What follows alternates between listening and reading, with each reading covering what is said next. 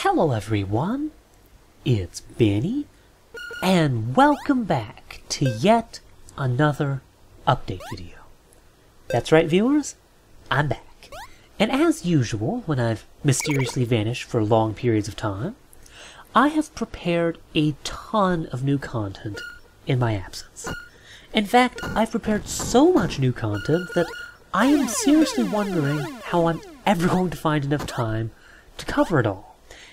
And it's so much that I can't even mention all of it in this one video without taking 2 or 3 hours, so yeah. I'm just going to spend this video focusing on one of the things I've done, and hopefully in future videos I'll be able to discuss some of the other things I've prepared. But yeah, the topic of this video is this 2D platform. And before I get too far into discussing this, I'd just like to address something. Because I know some of you are wondering, hey, Benny, I just heard you mention the phrase, so much content, you don't know how you're going to make enough videos to cover it all. Does this mean you're stopping the audio series? And no, I'm not stopping the audio series at all. I'm still planning to continue and see that all the way through. At least as of right now. Who knows, maybe something mysterious will come up in the next 5 minutes that'll change that, but I don't think so. I think I'm going to go all the way through that thing.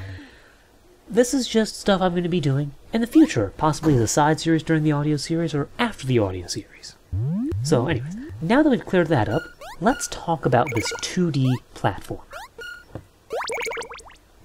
Now, some of you might remember that a few months ago, I did a little bit of a poll for what sort of game you'd like to see me make with the Dare engine. And the most popular choice, by far, was a 2D platformer. And that's sort of what led me into making this thing right here.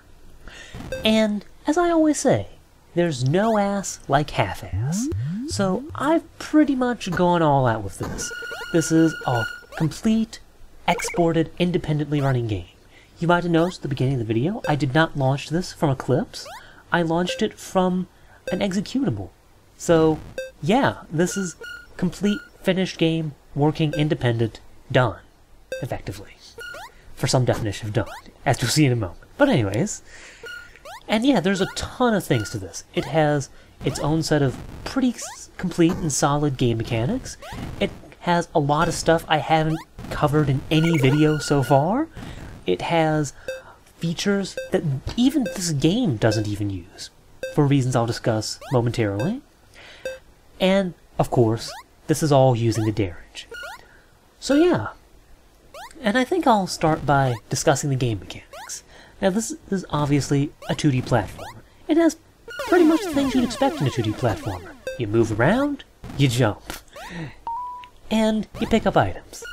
And that's pretty much it. There's enemies around, you walk into them, they damage you, and just like in Mario, if you jump on the heads of the enemies, they die. You've probably already inferred all that from the video, but I wanted to cover that anyways, just to get that out of the way, just for completeness sake. And yeah, in this particular game, you only have 2 hits per life. If you get hit twice, like I just did, well, you die. And then you have to go back to a checkpoint. There are checkpoints in this game. And, yeah. Now, as you see in the lower... Is it left or right? I always get that confused. It's left, isn't it? Yeah, the lower left corner, I currently have 2 lives. But there's a few ways you can get extra lives. There are extra lives lying around, although they're pretty rare. Or, every 5,000 points, you can get an extra life. And I also have a slightly less traditional platform mechanic in this that you've seen me do quite a lot. It's where I go upside down and sort of slam down to the ground or an enemy below me. And you do that just by holding the down button in this game. And I thought, I added that for fun at first, and I thought it was fun enough that I decided to keep it. I think it's a lot of fun to just be able to hover above your enemy and just slam straight down onto them, so yeah, I like it. Oh, and there's a distinction between walking and running in this game. You can hold shift to run. I'm pretty much running the entire time in this, so don't do a particularly good job of showing that off. But yeah, there is a walking option. But other than that, there are locked doors, which you saw me earlier go through a yellow and red locked door. And obviously you can't get through those if you don't have the appropriate key. And it is smart enough to know the difference. If you try going to the red door with the yellow key, it's not going to let you through. So, yeah, don't try and fool like this. It's a pretty solid set of game mechanics, I think. And there's environmental hazards. Obviously, if I fell in the lava, I would die right now because I'm on 1 heart. So, yeah, I'm trying not to do that. But, oh yeah, and there's one more untraditional thing I have here. There's no main menu in this game. I thought about adding a main menu, but ultimately I decided, why do I need the main menu? If someone boots up the game, what are they going to do? They're going to click the new game button and they're going to start playing the game, you know? It's just superfluous. Why not just launch them straight into a new game? If they want to load a game or something, yes, this does feature saving and loading games, by the way. If they want to load a game, they can just open the in-game menu and load a game. So, I don't know. I thought it was superfluous, so I just didn't bother. Oh yeah, and you access the in-game menu by hitting escape. And yeah, that's pretty much the game mechanics. That's what you'd sort of expect in a platformer, with a few extra things. And yeah, that's my game. And level 2, exactly the same as level 1, just with a blue background. I could have gone ahead and made a real second level. I mean, I made everything in this game. I made the code, I made the graphics, I made the sound effects, I made everything. But, I figured I'd rather go ahead and show you what I've been working on in the past month, and then maybe do extra levels and graphics later. That's right, viewers, this game only took me 1 month of the time I've been absent. As for what I did with all the other months, well, that's why I'm not covering everything in one video. But anyways, I mentioned that there are some things in this game that I have not covered in any video on my channel so far. And that's true. For example, one of the most prominent things you're seeing here is 2D lighting. I haven't covered that anywhere on my channel before. I've covered 3D lighting, and granted 2D lighting is just 3D lighting except minus a dimension, but there are a few tricks here and there you can do with 2D lighting that don't necessarily work in 3D.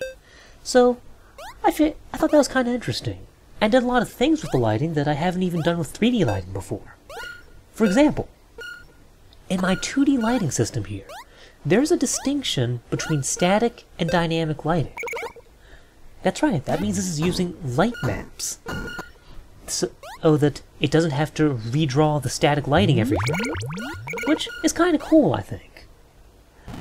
And yes, and you can program whether a certain light should be static or dynamic, and all the things you'd expect. So I thought that was kind of interesting. Another thing that I know a lot of you, well, not a lot of you, but I know some of you will especially be interested in, this lighting system uses deferred rendering.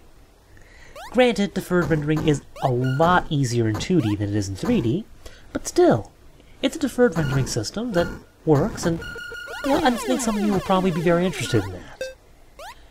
And one more thing about the lighting that some of you, this may not be obvious at first, I should say.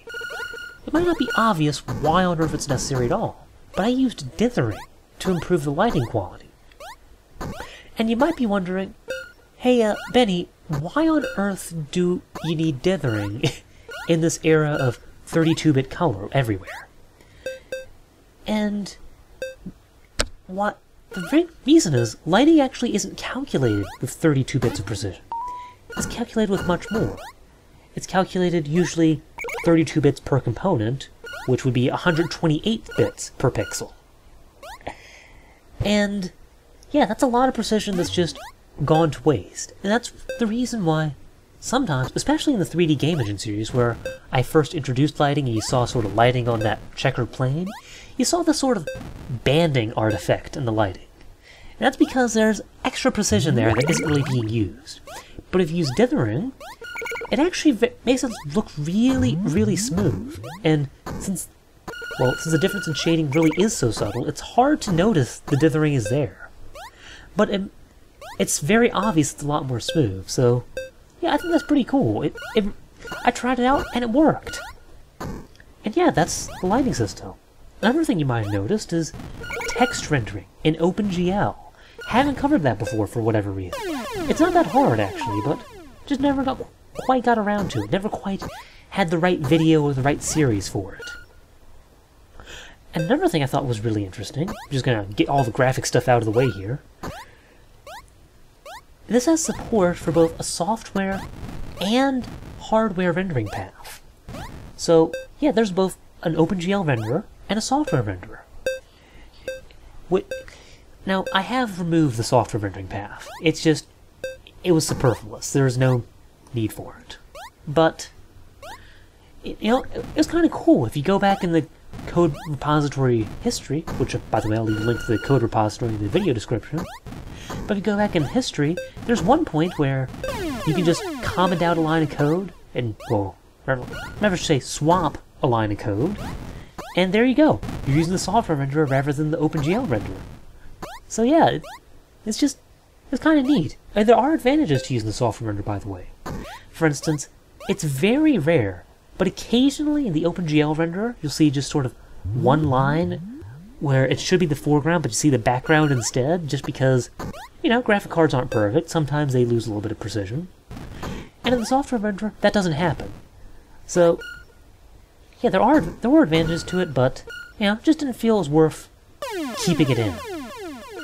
And yeah, that's really all the graphic stuff. Now, audio. This is actually using the same sort of high-level audio engine structure that I'm covering in the Audio Engine series. Just, rather than implementing it with SDL Audio, I've implemented it with OpenAL, which I think some of you might be interested in, because I know a lot of you have mentioned OpenAL in the past. So yeah, if one has used OpenAL, this is one way you can do it. And it's using that same sort of interface. I did make a few minor changes, but it's the same general idea. And it works just fine. And yeah, that's really the audio system. There's not much to it. It has sounds, you play it, and all the stuff I covered in the audio series. One more thing that I haven't covered. There's a pre-processing stage to this. There's a level pre-processor. And, oh, by the way, the game has infinite continues. I figure just why bother with continues at all? Just automatically continue. But anyways. The level pre-processor.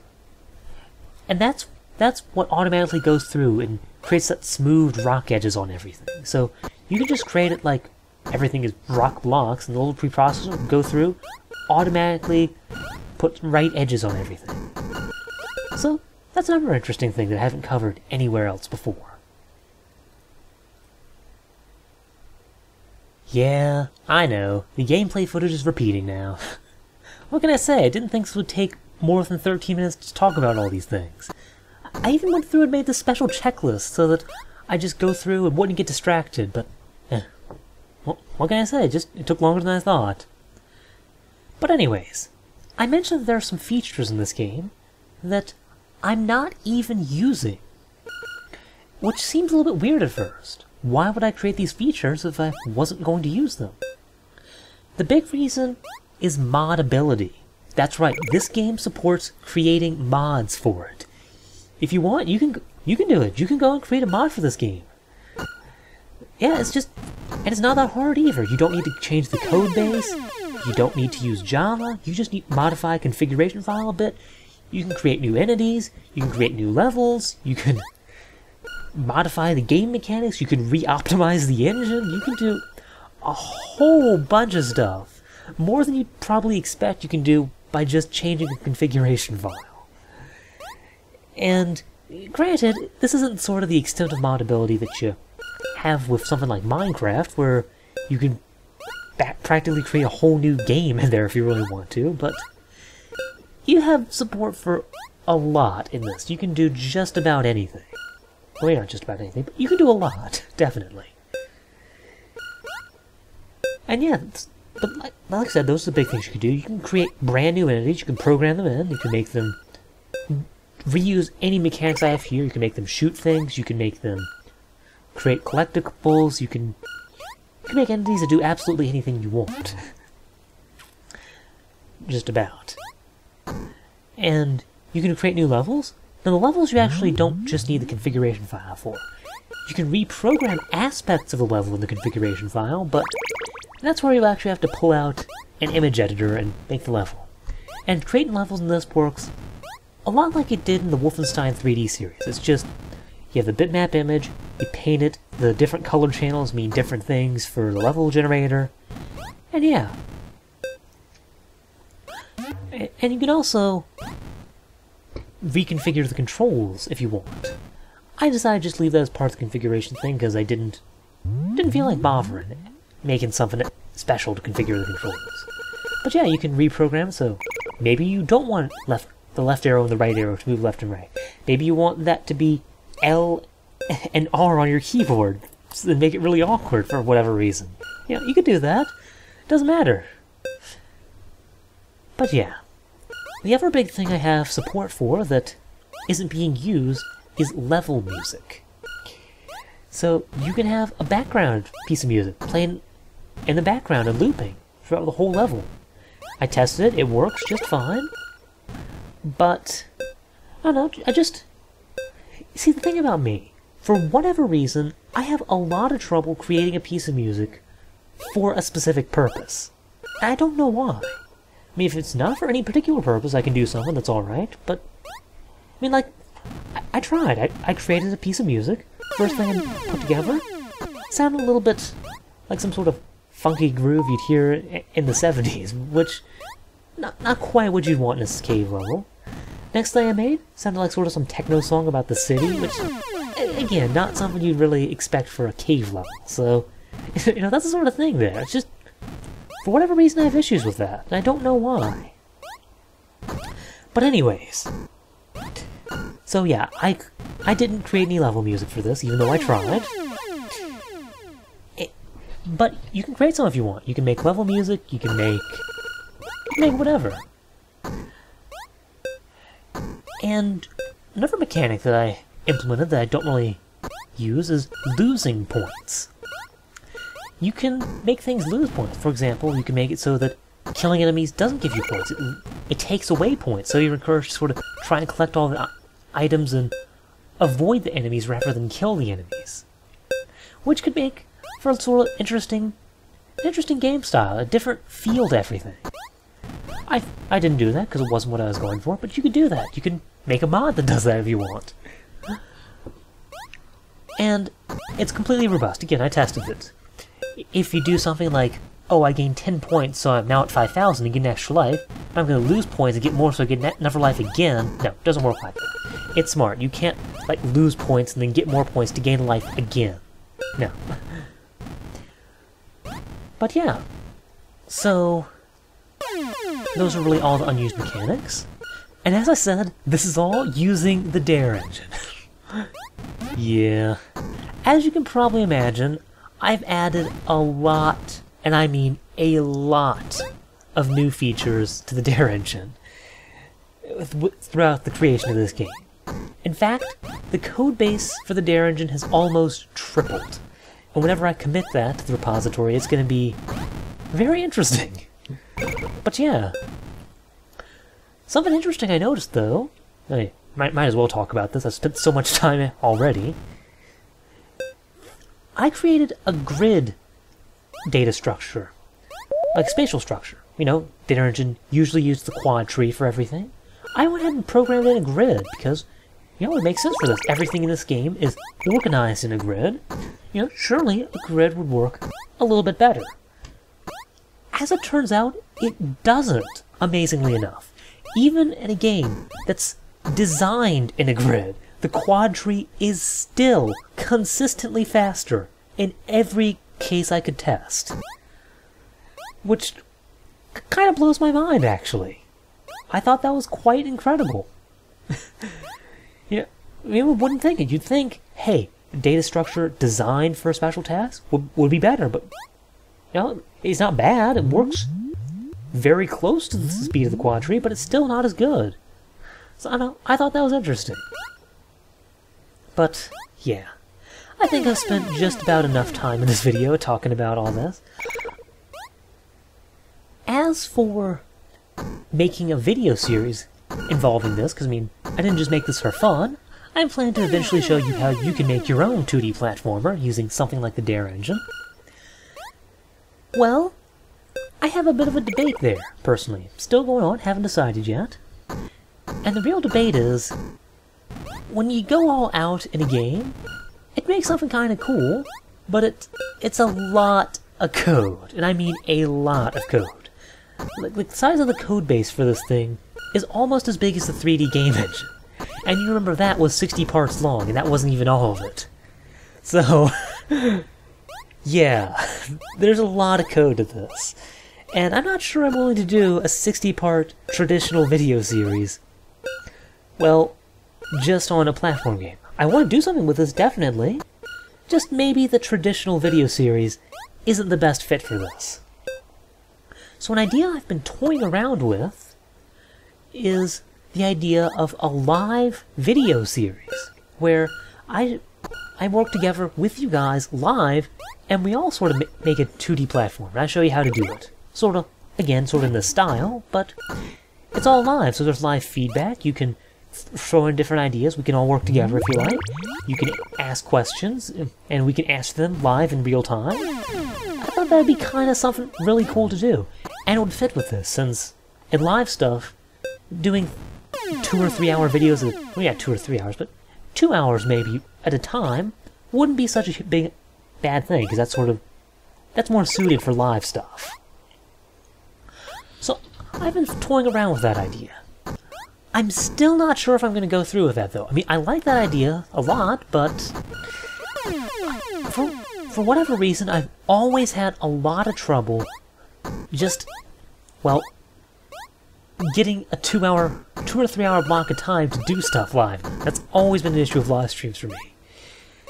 And if I can do it, if I do have all the time, I'd love to, because I think that sounds great. I think it's a perfect fit for this. I think it'd be fun. I think you guys would like it. Maybe not. You can tell me, oh, I hate the idea of a live video tutorial, Benny, if you want. And I'm okay with that. You're not going to hurt my feelings or anything. But, you know, I thought that would be a cool idea, and if I can, I'm going to try and do it. But if not, I'm probably going to do sort of an extended, I don't know what to call it, a video series with longer than traditional videos, that's designed for long videos, which some of you will appreciate, because I know some of you prefer longer videos. Not all of you, but I know some of you do. And yeah. So with that, I think that's just about... Oh, and for when I'm going to start it, I might start as a side series reasonably soon. And if not, I'm probably going to start this after I finish the audio series. I think I'm going to start it as a side series after a few more videos of the audio series, but again, if not, it'll be afterwards. So yeah, with that, that's all I'm going to talk about in this video. Don't worry, I haven't vanished off the face of the earth if you got nothing else out of this. And yeah, sorry this video took almost half an hour. It was not my intention at all. But yeah, hope you enjoyed, hope you learned, and I'll see you next time, whenever that next time may be. Hopefully it won't be that... No, it won't be that long. I can tell you that, but... yeah. See you then.